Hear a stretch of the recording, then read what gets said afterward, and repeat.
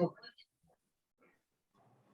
So welcome to all of, welcome to Alchemist Book Club, all of you. So before we go on to the session today, I would like to take a few minutes in order to introduce, especially for the newcomers to this book club meeting, on what this is all about, right? So we started in the year 2018, a bunch of book enthusiasts came together in order to discuss about the books. We thought just reading the books all alone will not be enough, and we need to come over and discuss and get the best out of the books by discussing ideas, how to implement and things like that. And we started discussing a book called One Thing. And over a period of time, we kept coming back, and then we kept on discussing about various kind of books, one book every month. And these are all the kind of meeting that has been happening. And this is a close group because we could call only people whom you know.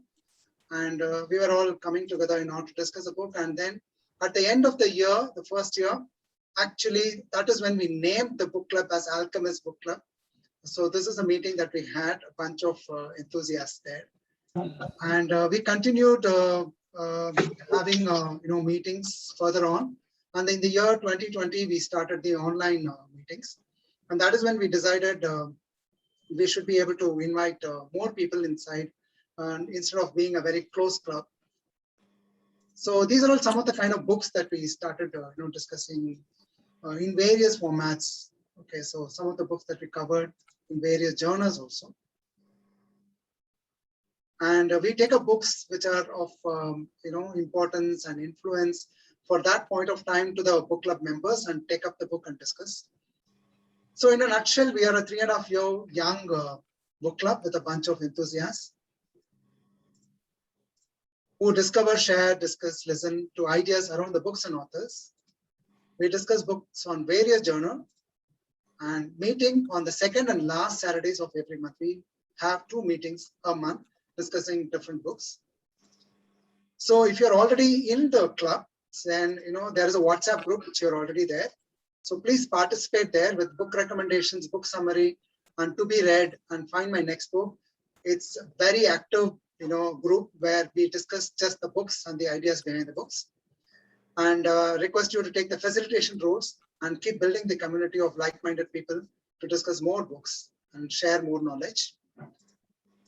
And if you're here for the first time and wish to join, during the meeting, I'll be sharing a link in the comment section. You can click on that to express your interest, and I will be sharing the link so that you can join the group. So this is in a nutshell about Alchemist Book Club. Now let's move on to today's session. And today's session is going to be on the book, You, Your Child and School. And it's going to be facilitated by Mr. Babu Mohanam, and a little intro to Babu Mohanam. Sorry, I'm also admitting people who are joining. So yes. So Babu started his career being in the education field. So he has been in the education field for more than 22 years.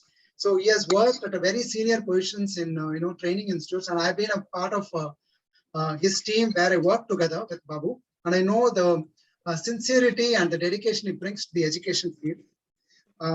And after having worked for about 10 to 12 years, he went on to become an entrepreneur, and he started his first preschool, which is called Hi-Fi, which is now 11 years. He dedicates himself into the growth of the preschool as well as the students who are coming over there, and he has helped 500 plus parents in order to lay a very strong foundation for the kids. So day in, day out, he is facing the students and the parents, and what kind of a challenges they are facing, both the kids as well as the parents and the tutors, and how this whole education system works. So naturally, I think he is the right person who gets attracted to this book and then talk to us about how to solve or how to address many of the challenges.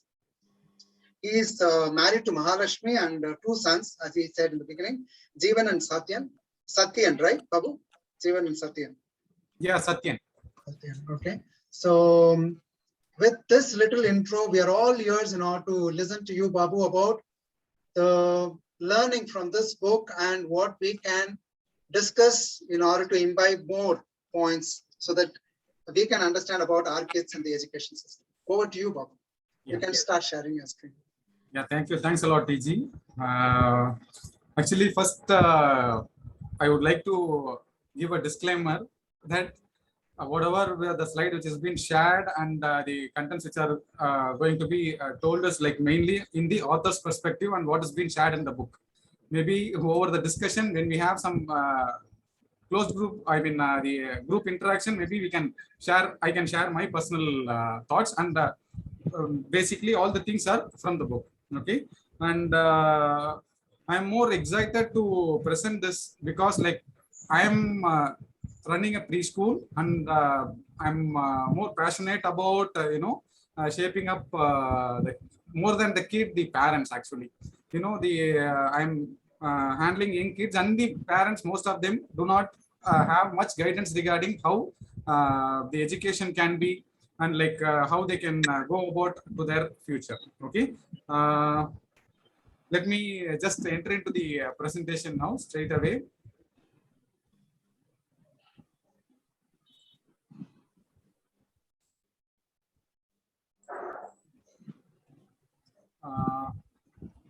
Fine. Hope like you're able to see my presentation. The book cover. Yeah, yes. Yeah, that's right. Okay, fine, right. So this book is mainly focused towards like what is education and what kind of education the kids are being provided in the current scenario, and how is the world moving ahead, and what can be the education that we can give our kids now to handle a better future. This is the major concept of the essence of the book. Okay, so to start with, I will go on with the first intro part regarding what an education is all about. Okay. In the book, the author says that most parents want their children to learn about the world around them, develop their natural talents and interests, and acquire the skills and knowledge they will need to become good citizens and make a decent living. So this is kind of a description which the author gives why most of the parents want education for their kids. Okay, and hope like this is clear to all of you people. And that thing, whatever the concept which he has put, which will naturally lead to a personal development of the kid and the social, cultural, and economic development. This is what the author says. Okay, so before me going into the further slides, I would like to check on with my fellow friends, like what is your idea about education? This is what the author says. Okay, so why a kid needs an education, and like by which, like what are the other developments he might require? Can I have some of your views about what do you think, like why education is required all for? Are you asking why are we sending the kids to schools? Okay, that's a perspective which we can take up, but Okay. education is just not alone taught in schools. Correct. Yeah, Sir, usually kids won't listen that much to parents, so it will be good if someone guide them. Okay, great. Your perspective? To develop your the personality, to interact with other children, and also to develop a curiosity to learn about various things which they see around them. Wonderful. Wonderful, ma'am. Wonderful. A vital point. And Babu, what I feel is we believe that education system is a structure where actually a combination of the subjects and the knowledge will be able to prepare the students in a shortest span of time to face the world. Yeah. So that's what I think. It's a structure. Okay, fine. So let me move on to the next slide as regarding how the author moves. So the author first says like what's the what education is all for, and which we had a few opinions also. And like what the author comes to say is that families keep changing, children are changing, the work is changing, the culture is changing, social and political behaviors are changing, environment is changing, and the whole world is changing. So this is the scenario. Okay, being the scenario like this, will the current education system help to address the changing world? This is the question which the author asks. Why does he ask this question? Because, you know, most of the world education system emphasizes mainly on the STEM discipline. The STEM is science, technology, engineering, and maths. Okay, so this is the focus area in most of the educational institutions across the world. So when we have a situation like this, when everything in the world changes, when if we are going to face, focus only on the science, technology, engineering, and maths, will it be sufficient for all the kids to have a better future? This is the question which the author asks. Okay, so and he also mentions that, you know, the thriving economics are not created by scientists, engineers, mathematicians alone. They depend on the talents of entrepreneurs, investors, and philanthropists.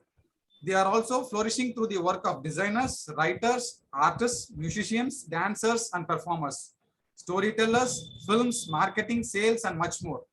So the world flourishes in every aspect, every field. But the education is mainly focused on science, technology, engineering, and maths. And we are putting our kids in the educational from us, kindergarten, then to the elementary, middle school, higher school. Then, only when they come to the college level, they get different specialization. Okay, and if this is the scenario, a kid almost spends 18 years studying major of science, technology, engineering, and maths alone. So this is the problem with the education system right now. So this is how the author goes on and comes to the next part as what is the role of a parent. Okay, before me going into this thing, I would like to check on with you friends regarding what is your viewpoint or takeaway about the author says. Do you agree whether the whole system is focused on STEM discipline and like, but the world is flourishing with major other fields, and we don't have much training facilities in the other areas? Do you agree? Not agree? Yes. Can I put some points here? Yes, sir. Yes, sir. See, the thing is that what I feel is that there should be some basic foundation on all these subjects. It doesn't mean that we should neglect it fully, but at the same time there should not be an overemphasis on these subjects, and we should leave it to the students to the kids to choose what they want. But a basic foundation is required, of course. That's what I feel.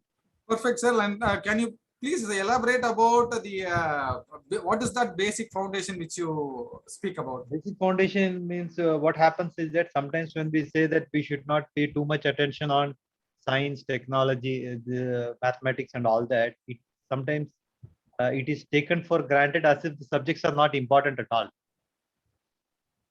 So there should be a balance between how much Perfect depth we should go. Yeah, perfect. And there can be there are individual interests where they might feel that they don't want too much emphasis on this subject. So I think there it can be a balance has to be there. That's what I mean.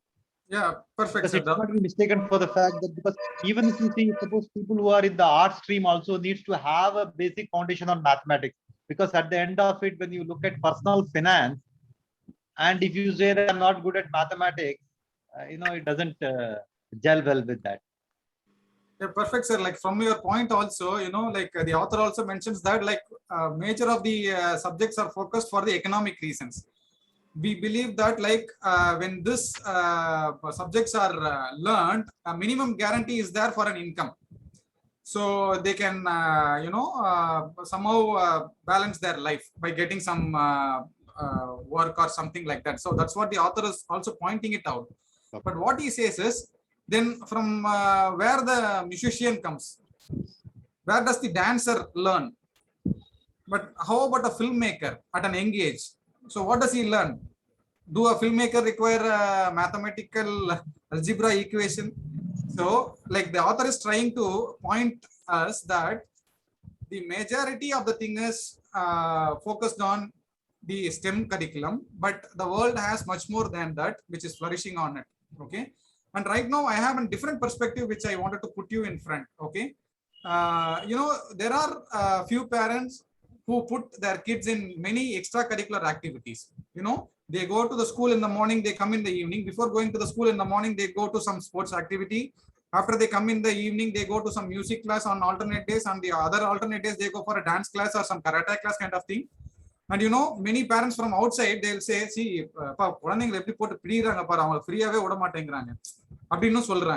so from the author's perspective, and as Mr. Anil says, that like we need to expose them to some certain areas, but how can we expose them to those areas? Okay, so there comes our next part. What's the role of a parent? Okay, so can I move on to the other part? Is there some other discussion or point like to be done in the previous segment? No, it's fine. You can move on, Babu. Thank you. So as a parent, the author mentions the Maslow's hierarchy of human needs. Okay.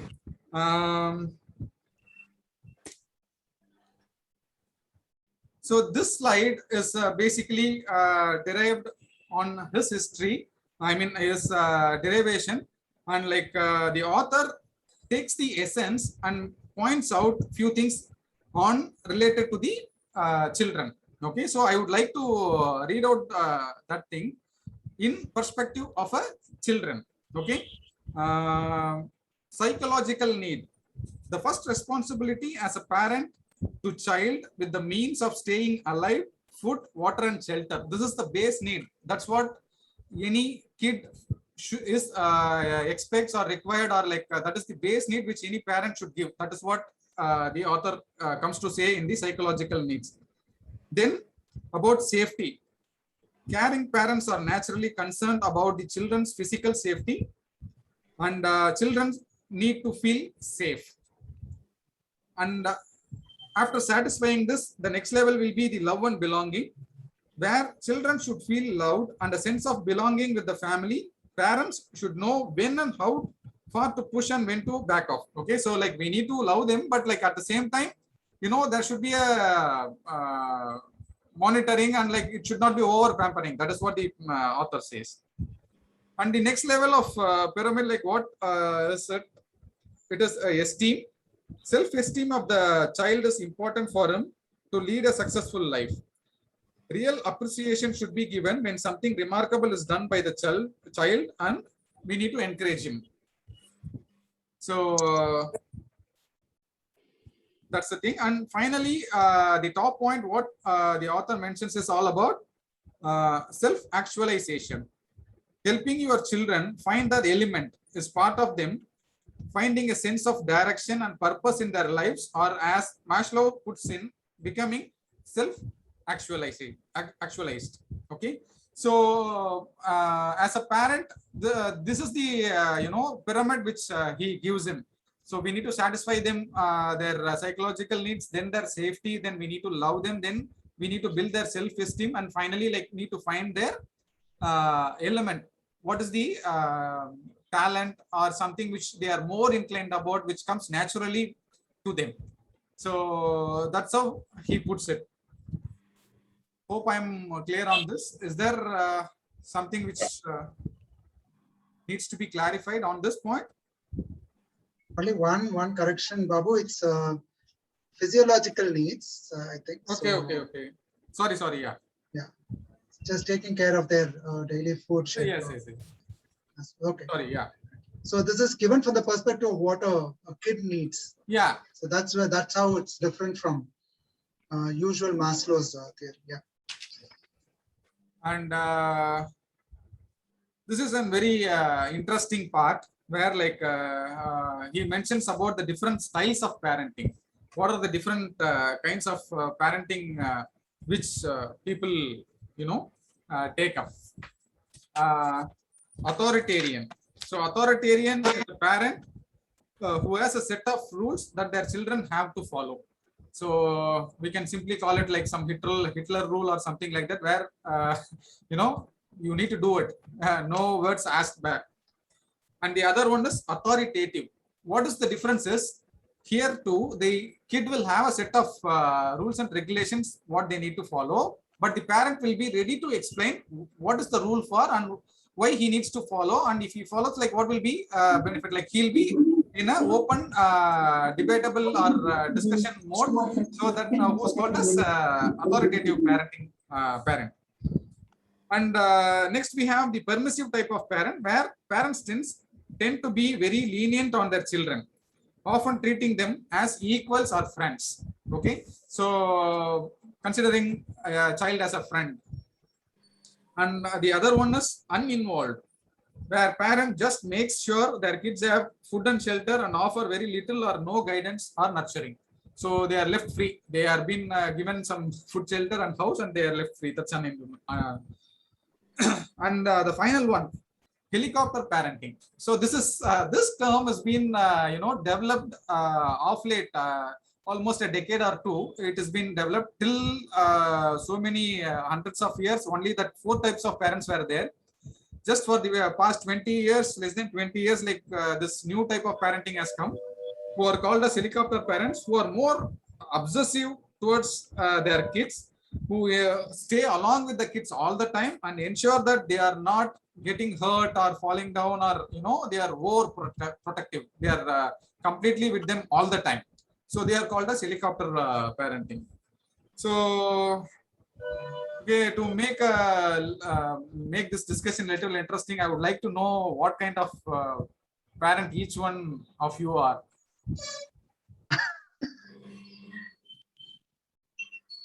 You put us in the spot.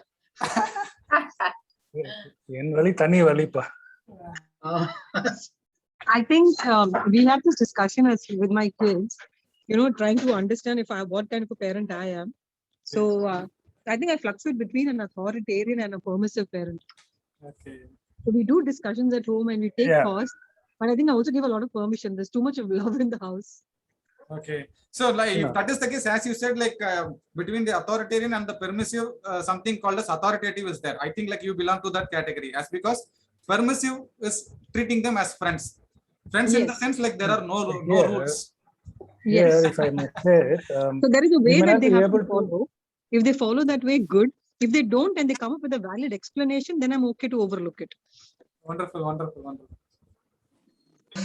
Actually, no one can be permanently branded as one type of parenting, because it is situation specific and children specific, child specific for that matter. Because you may be one type for one of your kid and another type for another kid. So no one can be permanently, you know, branded like this.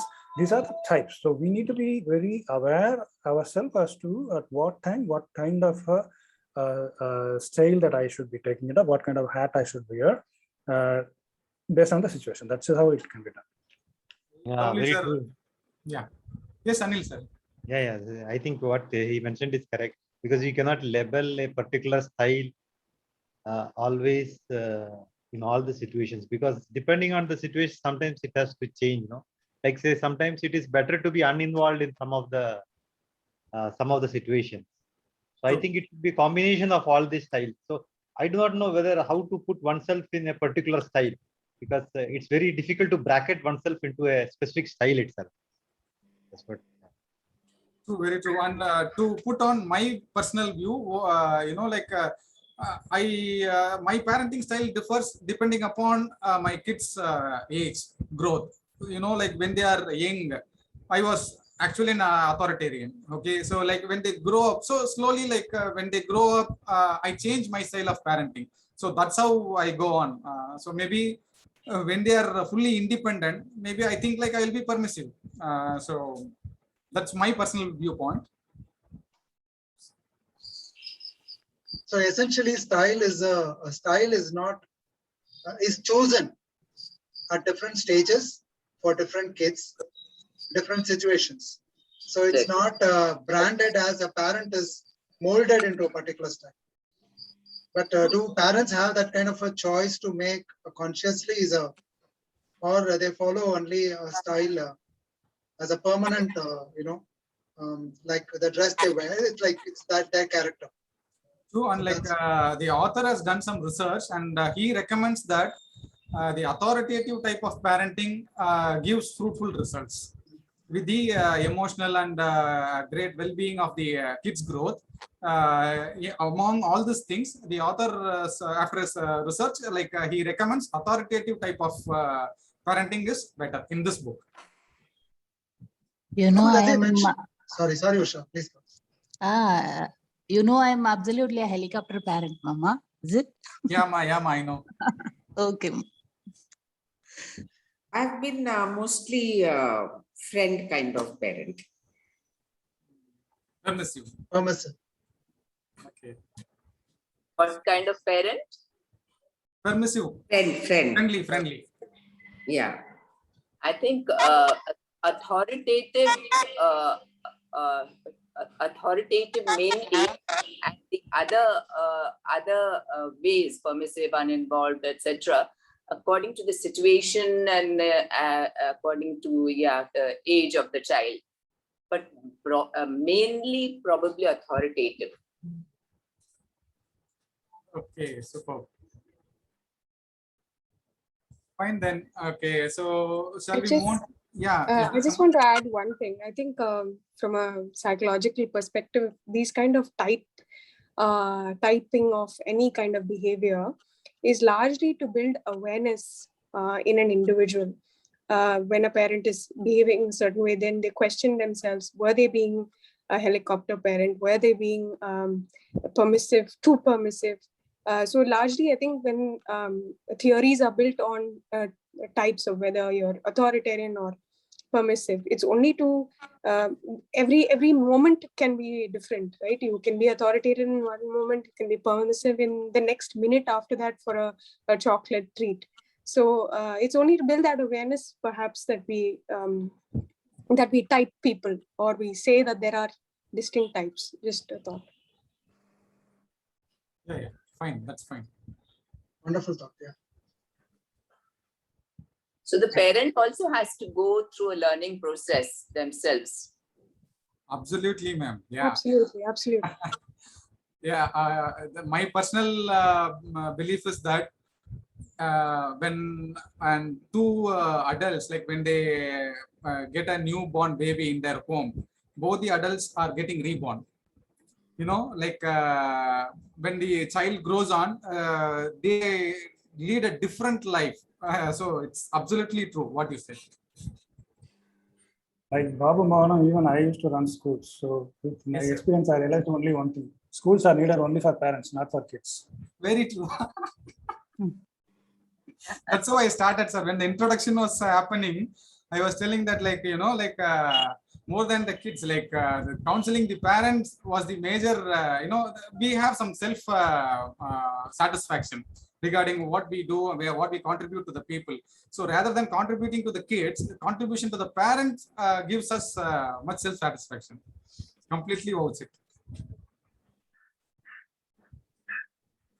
Fine. Can we move on to the next segment? Yeah. Yes. Thank you. So after all these things, like what finally the author says is that whatever the parenting style is, like he has recommended authoritative, even then, like what he says is for better or for worse, you will have an indelible influence on them, but you can't control their souls or what they will do in the world. All you can hope to do is create the best conditions and opportunities for your children to grow. That's your role. Knowing your role is only half the equation. The other half is knowing your child. Okay. So as a parent, what he says is like creating a best condition for the child is what the best which we can do for the children. And second thing, like that can be done with the help of understanding our children. Okay. So that comes the next part. Child. So he throws some lights on the childhood. Every children masters the following within their first 3 years on their own. No teaching by nobody. Okay, they walk upright. They skillful use of hand and fingers, talking, juggling ideas, comparing and contrasting, beginning to read. So all this stuffs, like the kids when they born, like they just see what is happening around them, observe, and they learn on their own. So by this thing, what the author gives and emphasizes that each and everyone have their natural talent to learn on their own. Nobody is required to teach them. As a parent, in the previous segment, as we discussed, if we are able to create a good atmosphere to them, whatever the best is, then the kid would naturally imbibe all the good things and they will flourish. That's what the author is coming to say. Okay. From the moment they are born to the day they are going to get their first paycheck, your children goes through a miraculous metamorphosis, physically, emotionally, cognitively, socially, and spiritually. And actually he mentions spiritually for a better being with an kind of additional advantage. If somebody is spiritually inclined, so there will be then only the circle gets complete. That's how the author mentions in the book. Then he says that like we need to identify the child's genius. So he mentions what the word genius means is to be born or to come into being. So that's what the terminology says in Greek, the meaning in Greek and Latin. So then the academic ability is usually confused with the term intelligence. It's a very interesting thing which I found out in this book. Like many of us, maybe particularly in India, are when someone is highly qualified with many degrees, they are considered as intelligent. But what the author says is, maybe like I don't know whether Prem is here inside the forum. He will quote Kannadasan and he'll say that Padithaldan Medayano, so no, when we don't need degrees to be named as intellectual thing. Like when we can have actual intelligence without even getting any so-called degrees or something like that. Okay. And I will crack one thing which he has mentioned at the final part of the book. What he says is, in future there won't be any necessity for college degrees. That is what he is saying. In this vision, what he says is like college degrees are no more valid. Only the companies who are recruiting are looking at the talent or what the quality or what the concerned person is capable about. That is what he is coming to say. So there is a big question mark of the regular studies. So that's one point which he has discussed at the end of the book. Anyway, like as it was relevant, I am telling it to here. And one other important point, what he says is, we need to discover the child's, what he is genius about, what he is good at. That is like the Earth's natural resources. How, like in the Earth natural resources, we clear it off and we take.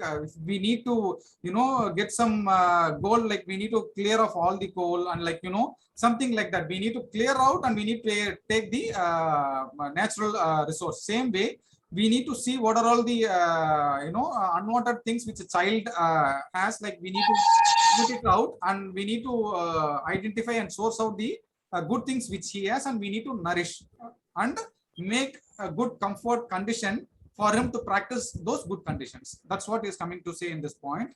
And finally, what he says is like, as we discussed in the previous segment and Mr. Anil was also mentioning, the author says that if you have never picked up a violin or a microscope or a saw or a rocket, you would not know whether you are talented and you are passionate about music or in biology or carpentry or in tennis. So unless and until the child is exposed to any field, how will we come to know that the kid is good at good in what? So that's what the author says. So here, you know, like in the previous segment, we discussed about the STEM thing, what the major schools are teaching. And we also discussed that like the world is flourishing with many other industries. Okay, so here the author says the important salient feature of a parent is to identify what the kid is genius about. Okay, so for which as a parent, we need to give them multiple atmospheres and opportunities, and we need to observe them in which the kid is good at. So that's what he says. Okay, so this is what he says, understanding your child. Okay, so till this, like, are we able to, I mean, are you able to get a correlation? Am I making the point clear to you people?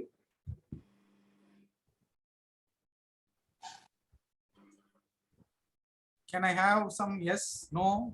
Yes.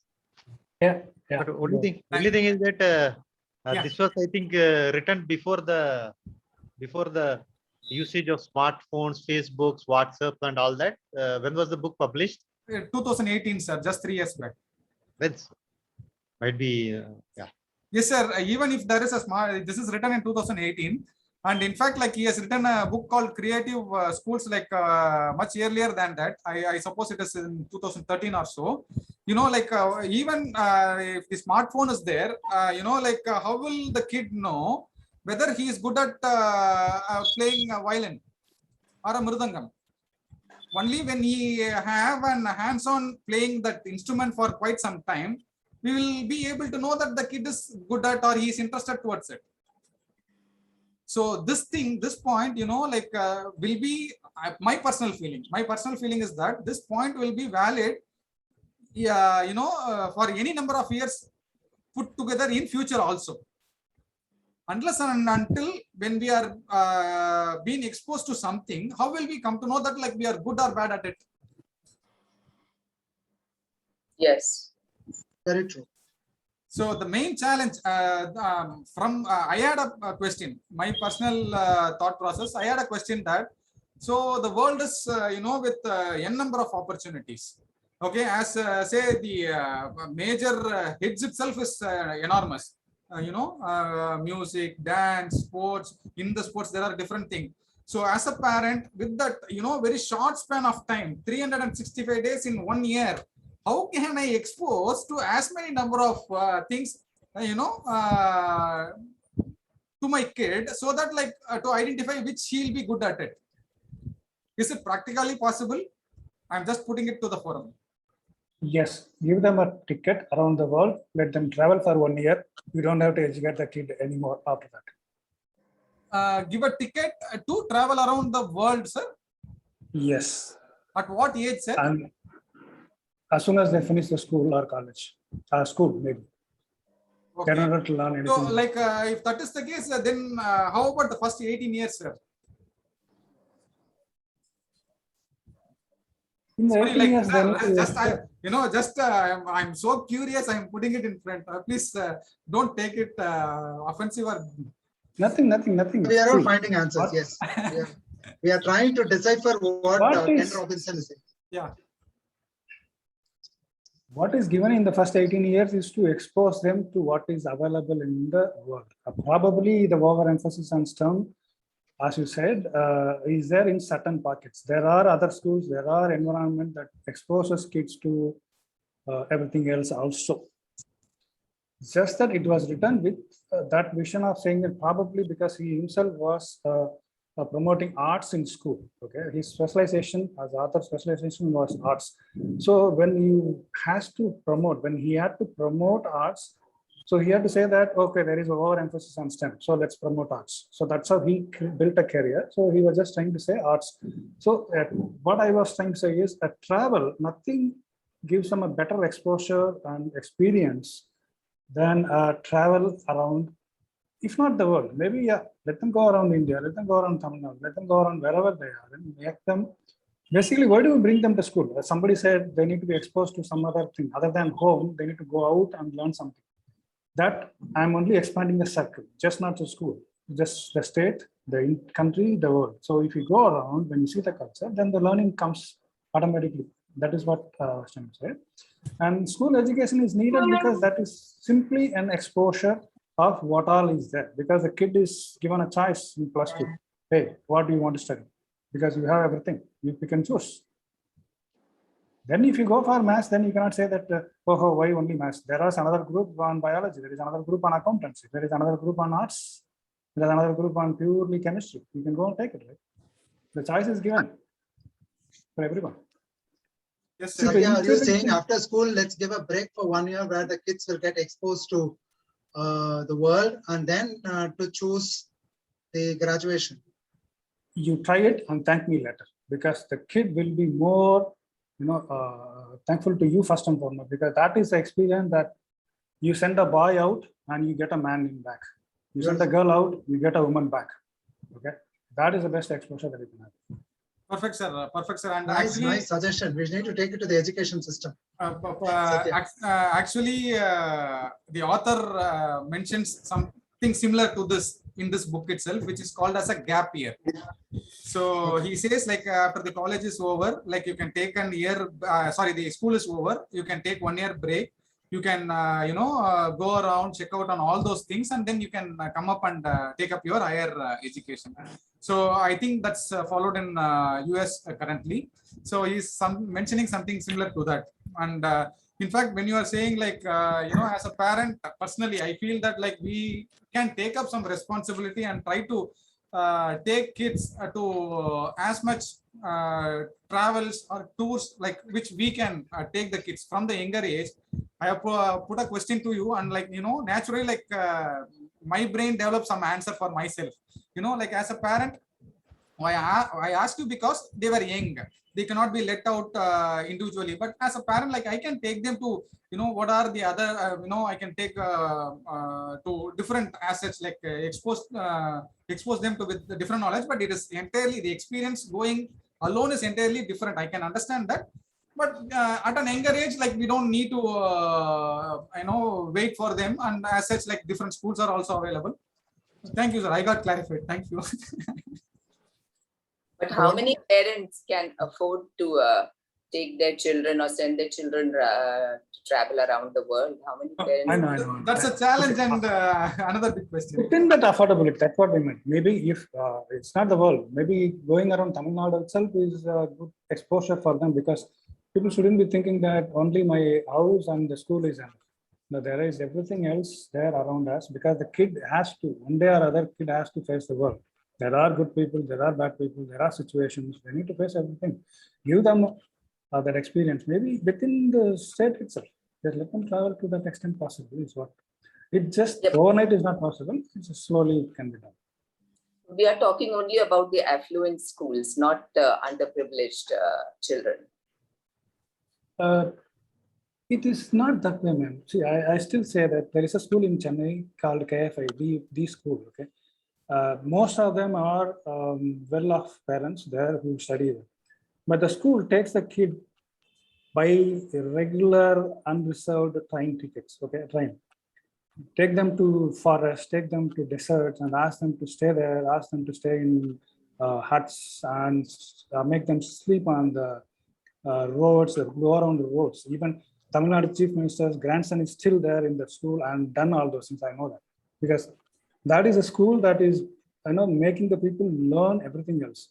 So that is what I'm trying to say, that affordability is not the question, it is the mindset. Okay, what can be afforded by them? Because today people are paying lakhs for even school.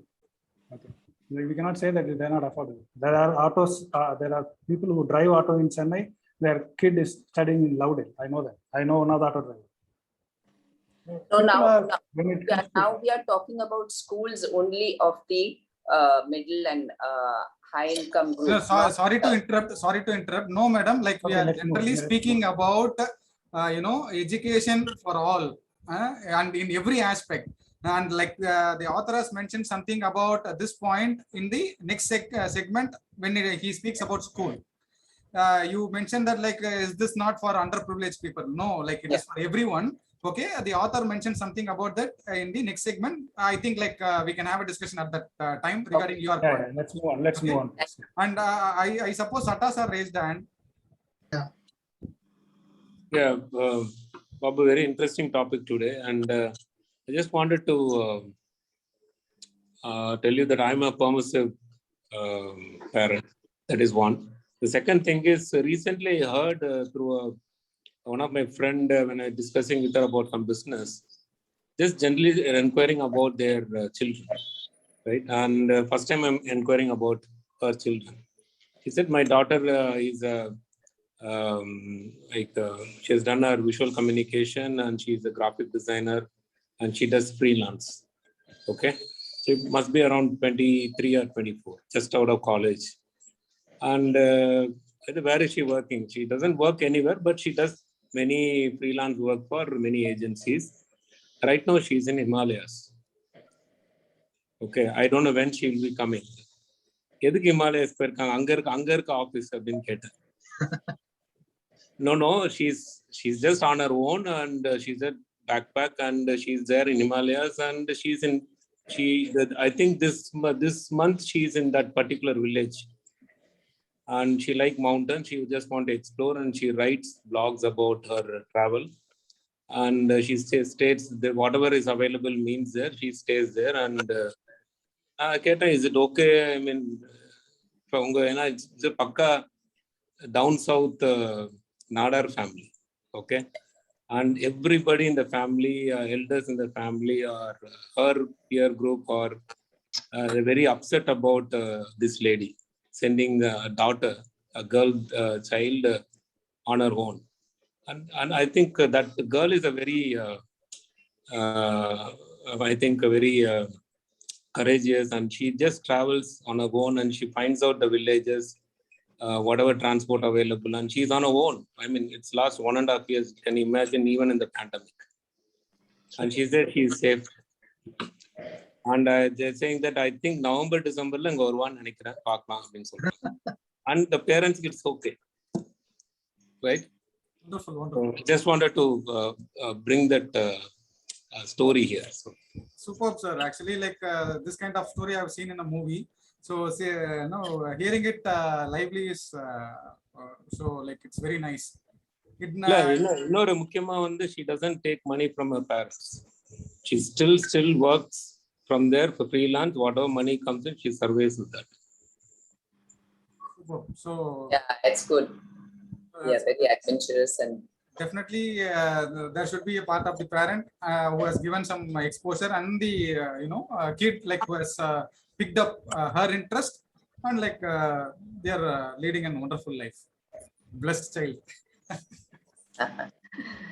very few. Okay. Yes, ma'am. No, that's okay. Go ahead. Yeah. Shall we move on to the next part? Yes, please.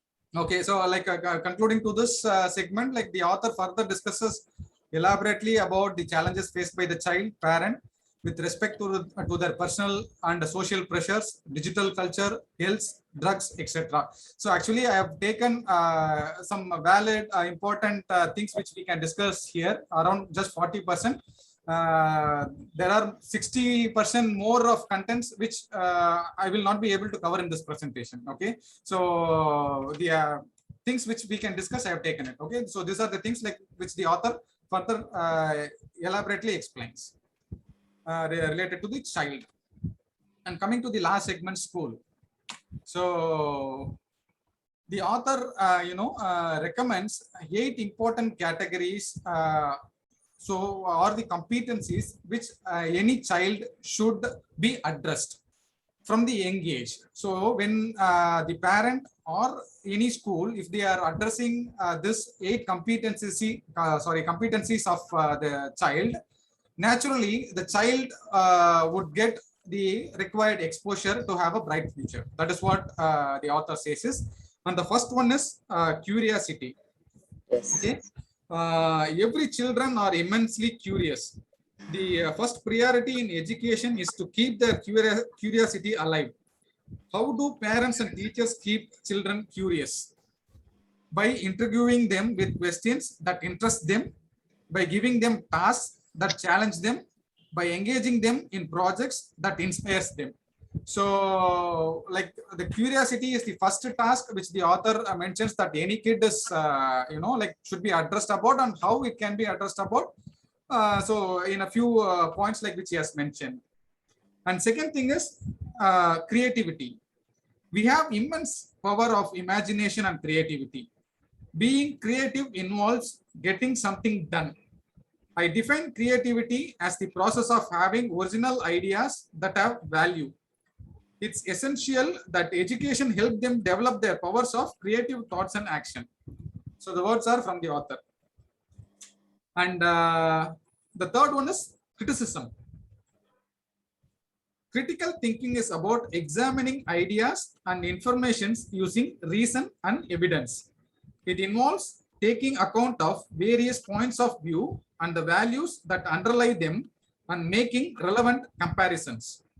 The more saturated informations become, the more they need to think critically about what they see and hear and do weigh it for bias, truth, or nonsense. And the fourth one is communication. Learning to communicate ideas clearly and coherently is essential in our relationships. The ability to communicate is fundamental to personal well-being and to social confidence and connection. So next comes collaboration. So collaboration is working together towards common outcomes. Collaboration is important in raising achievement for active citizenship and for the health and strength of our community. Next one is compassion. Compassion is the practice of empathy. It begins by recognizing what others are feeling and how we would feel in the same circumstance. Composure. Give students the time and technique to explore their inner worlds through the daily practice of mindfulness and meditation. The purpose is to help young people to know more about themselves and their motivations and to be more capable of dealing with their inner world of feeling. And finally, citizenship. Democratic societies depend on people being active citizens who are aware of their rights and responsibilities, informed about how social and political systems work, concerned about the welfare of others, articulate in their opinions and arguments, and responsible for their own actions. So it was little theoretical where I have just read out all the 8 competencies, and hope like this was clear. So this is the 8th thing which the author recommends to focus on any individual, so that like they'll this is some the sharpening points where we need to, as a parent, we need to look at, and with the help of the school, like we need to train them in all this aspect. So he gives us 8 competencies to the parent, and he emphasized to find out a school where the school will focus on all these 8 competent areas, and how they will inculcate all these 8 competencies by way of their curriculum. Curriculum is something what the content like which they are meant to learn. And second thing is teaching. So how it is being taught to them. So whatever is in the curriculum, helping them to do that. Then assessment, understanding how they are getting on, how the child is getting on by evaluating them, assessing them. Then schedule, the organization of learning time and resources. Then the environment, the physical setup, how the school is all about. Then the culture, the values and behavior that the school promotes. What makes a school great is having the balance and the dynamics right. So the author says that like the 8 competencies and how it can be deployed to the kid by way of a structure is recommended. So in this segment, actually, like I have not put it in the point which Shobha ma'am has asked regarding whether is this book or the presentation is mainly for the blessed kids and like who are down, not good in economics. No, what he says is that like he is furthermore discussing about to interact with the teacher, then the school management, And finally, if things are not working out, he says to interact, form a community of parents who are like-minded, and form a group, then make a representative to the local governing authority. So that's what he says. He says it starts just with the parents' intention to grow up his kid in a better way, and to look out for good avenues and look out for a school which can help. And if the school has some problems, like find out and like-minded parents and form a community and represent the government, and request the government to focus and change the system itself. That is what the author is recommending about. So I haven't taken up all those points here in the slides. So addressing to your question, what he says is like, this kind of recommendations, we can, take it up to the education department also. We can put up a mail, or like we can say like the current education system in India or in Tamil Nadu is like this. The government schools are having all this kind of things. But as per, we feel that like these things are good for the kids if they are focused about, and we need to, when we give a petition to the government, and we also need to give them a solution. We need to tell them like when this is how it can be done, and like how the results would be. The structural governance, the authority to sanction like can be done, and the funds to implement in the government schools or any other school, the government has to take a decision finally. So this, with a strong willpower of a parent or a group of parents, this can be done. That's what the author is saying about.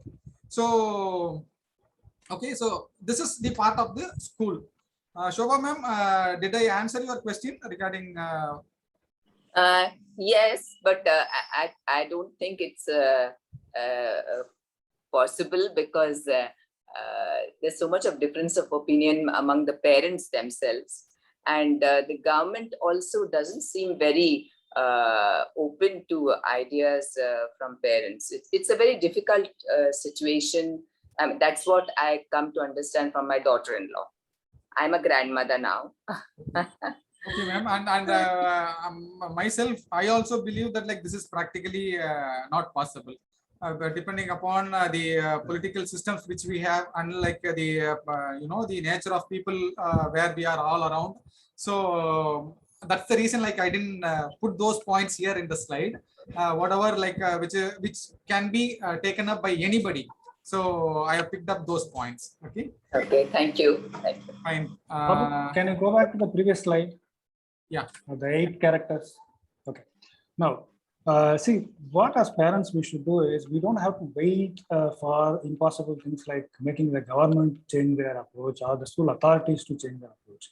What are these 8 out of these 8? What all we as parents can teach? Because parents are the first and foremost the teachers. We should not forget that. We cannot outsource the job to somebody who works for salary. Today in India, there are hardly any teachers work with a passion. Okay, they are all who work for a salary, and we can't outsource these. Okay. Yes. Now, what is that you can outsource is everything else which is not given in this. That is why the STEM is given to the school. Everything else that you should be as a parent, you should be able to teach.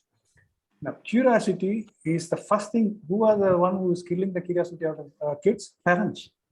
We should know that. We are the one who stop them from thinking and asking questions. As a kid, they ask 100 questions. We will enjoy it. After some time, we said, "Hey, shut up. Yes. Or go and find it." That's how we do it. So all these 8 is something that we teach it. We don't have to outsource this. So we don't have to wait for the government to change or the community. We can always form a community with the like-minded parents. Shobha, as ma'am said, like, yeah, there are parents who want something else. Fine, but there are parents who like to say that, okay, fine, what is that we can do as together? So form a community, and then we can always do it. As it's all start from us as parents, and we go. Because these 8, whatever you mentioned here, is coming from the home itself. We don't have to outsource this to anyone else. Yes. Perfect. Brilliant. Yeah, I think the point what Mr. Babu wanted to tell in this slide would be that we must select a school which might have these 8 competencies where there is an encouragement for this. Now, it is true that as parents, the first responsibility is of a parent. But then when we select a school, I think we should look at whether the school is able to deliver on these competencies or not. It's a kind of checklist. It may be difficult, Then very when we were in but- when we were in school, we had classes like moral class, sports class, all that. Today, where are they? They're not there. So I think what is needed is we cannot expect this from one school. So that's why a lot of other for curiosity it should be like art or music or creativity. For communication it could be certain classes and collaboration, some team sports. Compassion can be some social service. Giving them exposure. I think we need to look at school as a combination of, because it's not possible maybe for one institute to bring all these 8 elements together. So maybe our role as a parent is to see, are we ticking each of this, and are we ensuring that there is some kind of an exposure in the in the surrounding neighborhood, in the residences, or around sending them to picnics and sending them to some sports clubs and other events, scouts, a lot of these kind of things, so that there is a balance here instead of just pushing them only for academics. So I think that role we can take up is what I get from this. School is basically a combination. Yeah. Perfect. So can we move on to the next segment? Yes. So in the next segment, like finding out with a school which can focus on the 8 competencies is one part, and like even if some school has a structure, the main person who is going to impart is the teacher. So like there should be a teacher who can add value to the kid. Like a teacher will change the life of any kid. So Yes. for which he classifies 4 important aspects of any teacher, like how a teacher will look at. So the teacher will first 4 segments. The first one is engage, where like the teacher should enable the first one is enable, where the teacher should make the kid set a mood set or the condition where the kid comes into the atmosphere of learning. So that's what he's coming to say in as enable. And in engage, what he says is that like the teacher has to create the curiosity and give some live projects or something like that to keep the kid curious and to make them come out with their knowledge and stuffs like that. And the other one is empower, where like where the when the kid does all the things, naturally the kid gets a self-confidence. So the teacher helps to develop the self-confidence of a kid. And finally, the teacher should always set an higher expectation from the kid, as because each and everyone has an infinite capability which no one has explored to the core. So when a teacher sets up an higher expectation, the kid will come out with the maximum output which the kid can come out with by learning. So these are the 4 things which a teacher should have. That's what the author is saying about. Yes. And finally, like the other areas where the author discusses is regarding the teaching styles. Then he elaborately discuss about homeworks. So how are homeworks being given? What is the load of the homework the child takes in? What is the pressure the parent goes in? All those things are discussed in the book. Then what is the parent-teacher relationship? Then involvement with the school management, as such the educational policies, and changing the overall system. So this is what, like, which I was mentioning a little bit earlier.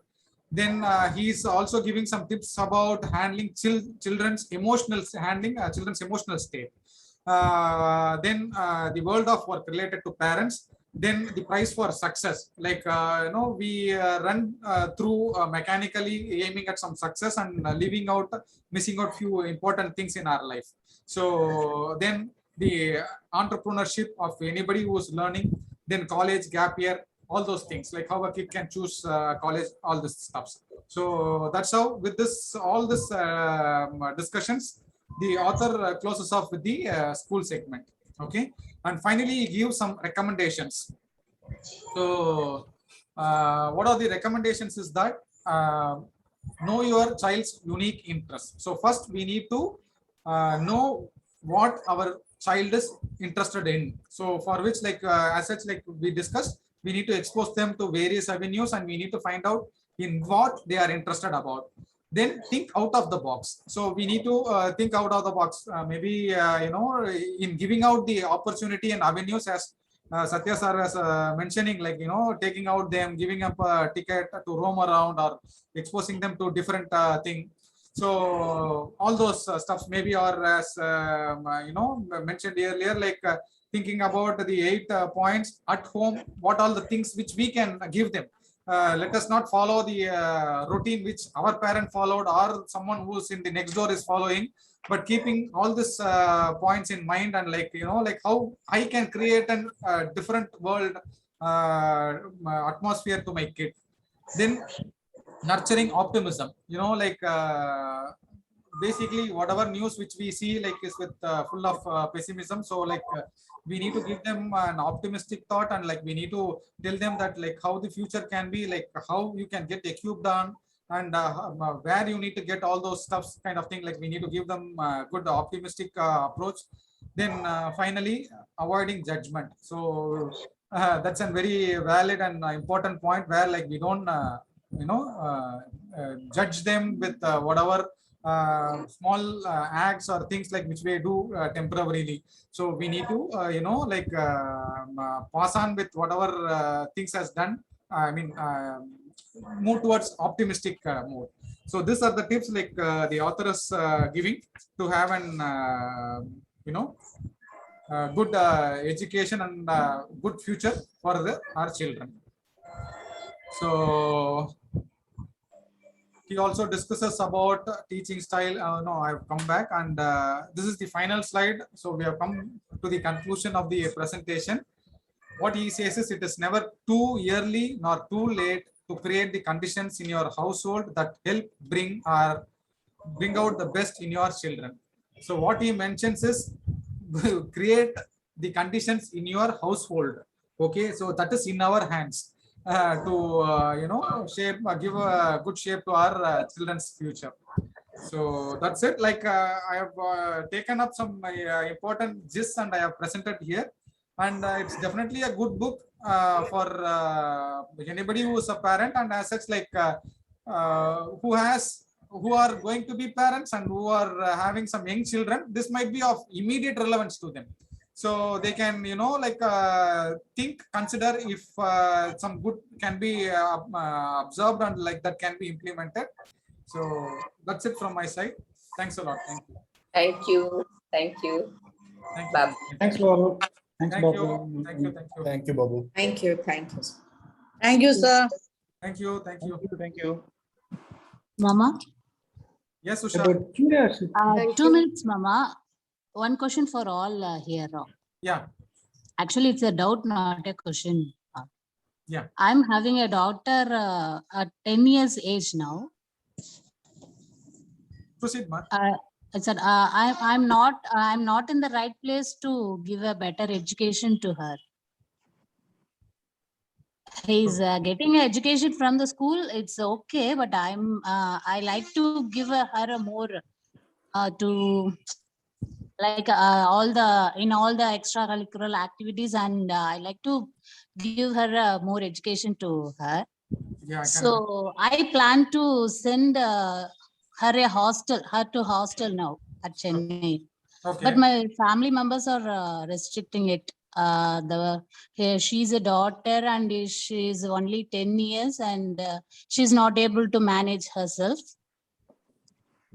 Okay. Some sir said her daughter in Himalayas na and managing herself. Yes. It's very inspiring and giving it's hope to me. That's why I'm asking. Yeah, well, there are senior parents here. Is it the right time to send her to a hostel, or I want to take care of it? That's my great doubt now. Please. See, 10 means she will be in the Any fifth parents- standard, fourth or fifth standard. Yeah.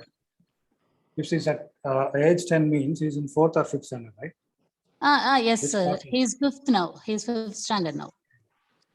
Okay. Hostel is one environment that is different from the home. Definitely, it exposes to them to the good and bad in the society. But then associated with the school also is important. Maybe a convent if it is affordable, or let them stay at home, because up to school they can be at home, and then for college you can send out definitely out of your place. For the college they can go anywhere they want. Need not be. That time is And okay. Now, okay. Okay. Yeah, After see, 18, even now you are also, telling. no, even now also, the situation at home also makes a lot of difference, because if except you, everyone else in the family are not, cooperating, that is the environment the kid also has brought up. Okay, so She she likes will to go have out. likes to go out is one. In the back of the mind, the doubt will always be there, because if she keeps hearing thoughts that is restricting her, then that will work on the back of her mind, saying that, yeah, to you, she will say, hey, Amma, I want to go out, I want to explore all these things. But My main the props first is moment her dad to not like to send her out. That's the main prop to her that's also. because so that is from that environment, it will be very difficult for her to adjust to, because the moment something goes wrong, first exposure of negative things, she will think, maybe I should have listened to my father.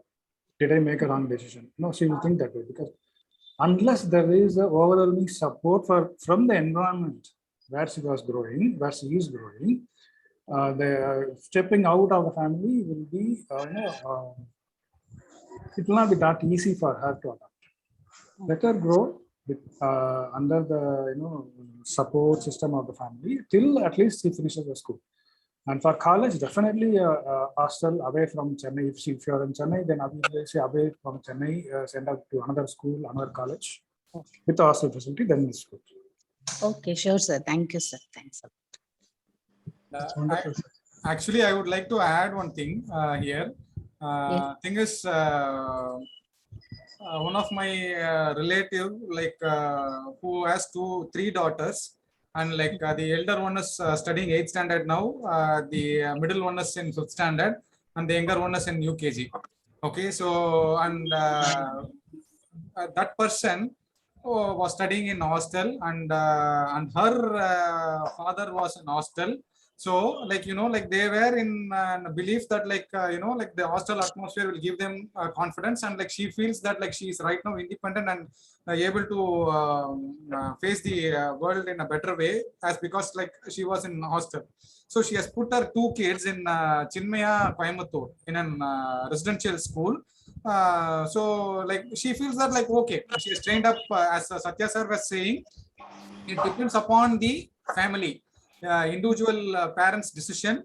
What you feel emotionally, then like what is your financial background, and like how you want to go out, and all those things, like depending upon your mood set, then you can decide. So this is my personal feeling.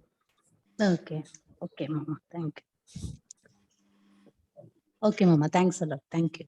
Thank you. Any other questions or discussions? Yes. Babu, I have a point to share what you said in terms of there are so many avenues the kid needs to be exposed to, and is the time enough? Yeah. So I was just thinking that, maybe we need to, the spotting of the genius, what you pointed in the book, right? Yeah. It starts from, what areas are they getting attracted to? Maybe, so we need to start from the roots and the branches rather than getting on to the leaves on the flowers. So it's not the end point. It is if they're getting attracted to music, and if they're getting attracted to body movements, or they are agile, then it could be dance. So that's what they need to be led into. If they are very good in speaking and they like language, or they want to, they're very comfortable with people around, then they can be led into communication. If they are very introverted, they are on their own, they are liking colors and things, so that expose them to drawing. So I think we need to observe, like what the author had said, we need to observe very closely what they are inclined to, what is attracting them. And then in those channels, so when we know that we are letting them go into that channel, that the choices become limited, so to say. And as a parent, if I'm not able to understand that, and that's when I need to give them the exposure of the neighborhood, various other, even when we send to the friend's home or something like that, I may not have sent my kid to karate class, but because my friend's father understands karate is important, and my friend, my son's friend is into karate, he may come over and say, I'm inclined to karate. I also want to learn.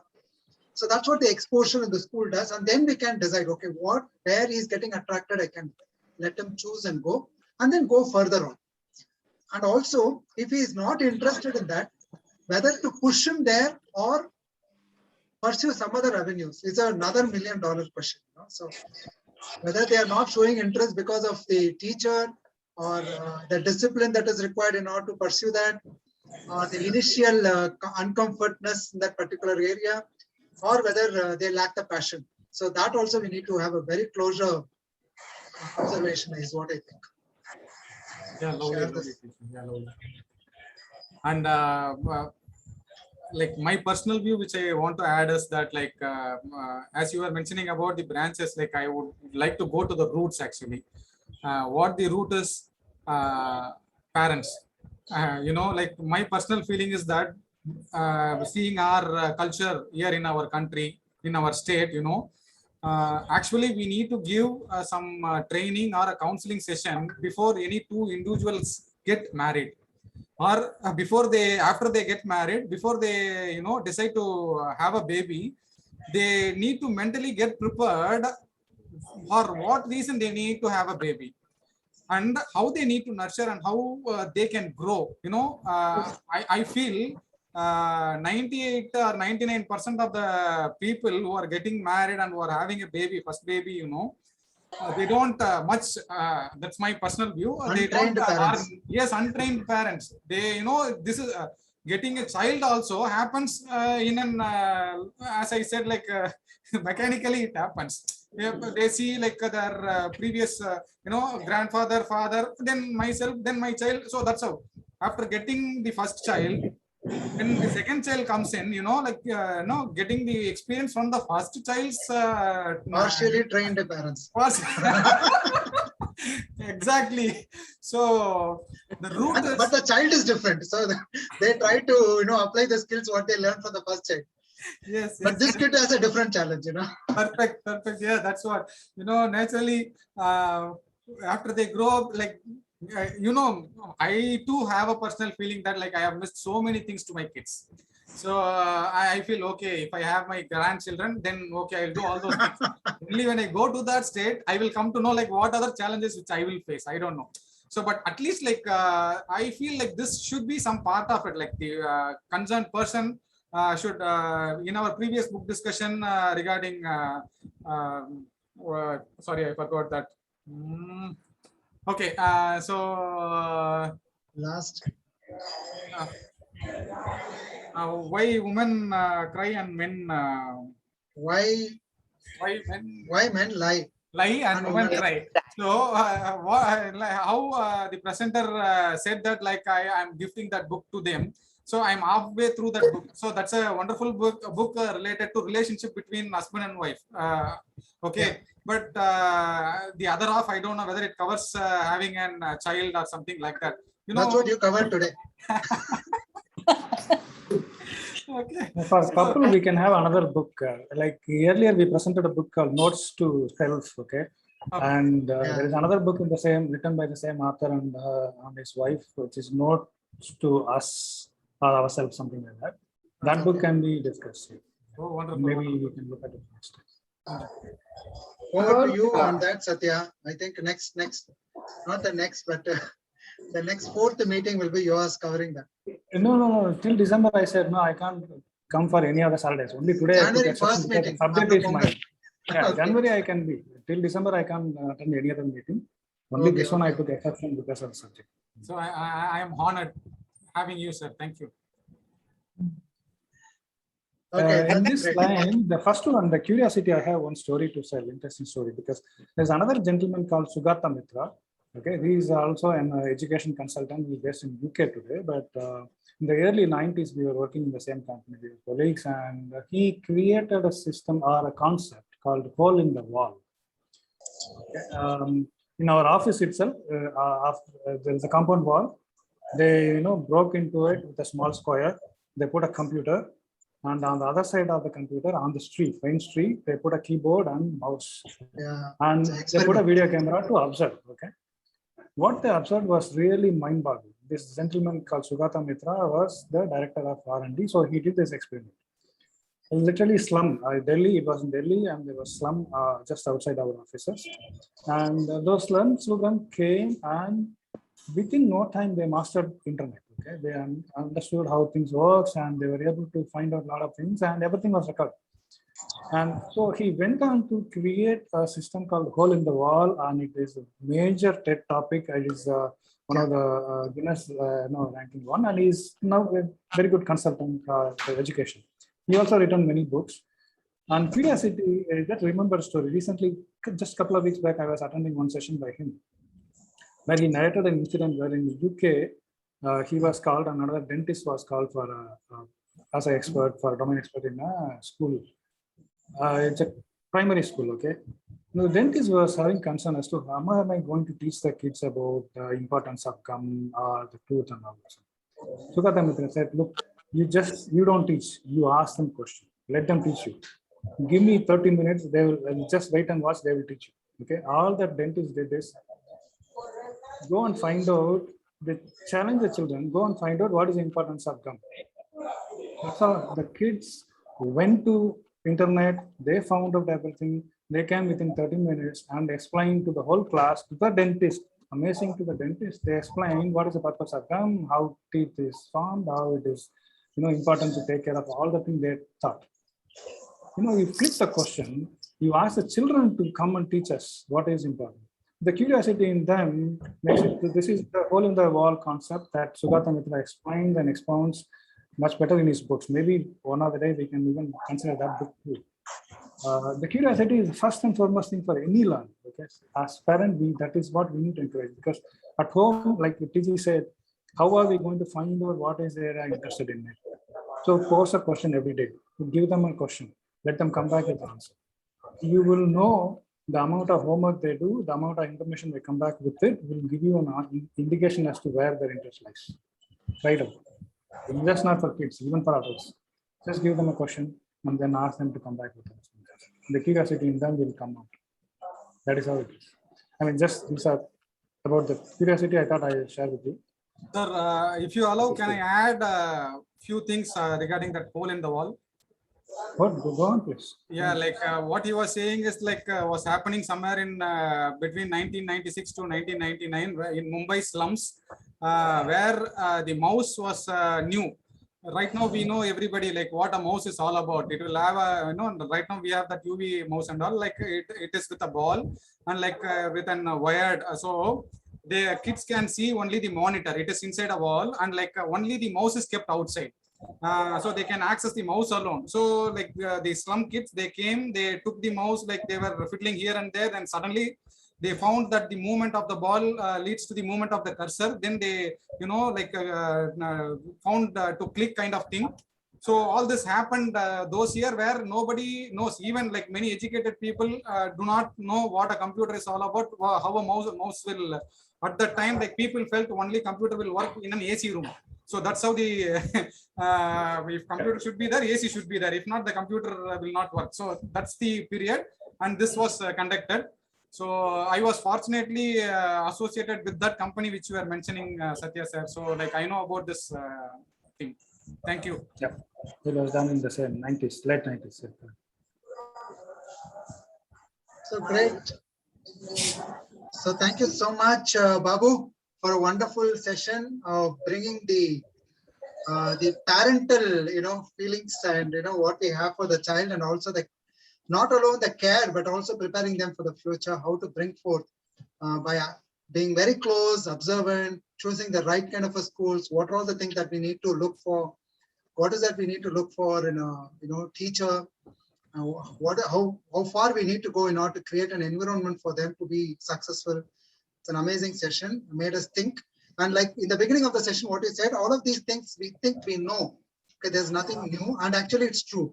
But only thing is we do not know when to apply what at the right dosage. So I think connecting together as parents and iterating about it, become very sensitive about the kids in our homes will be helpful for us as well as for the kids who are growing so lovingly amongst us. Yeah.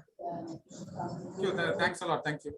Thank you so much. Thanks a lot, Babu. Looking forward to meeting you all in the next session, which is going to come up in the second week of September.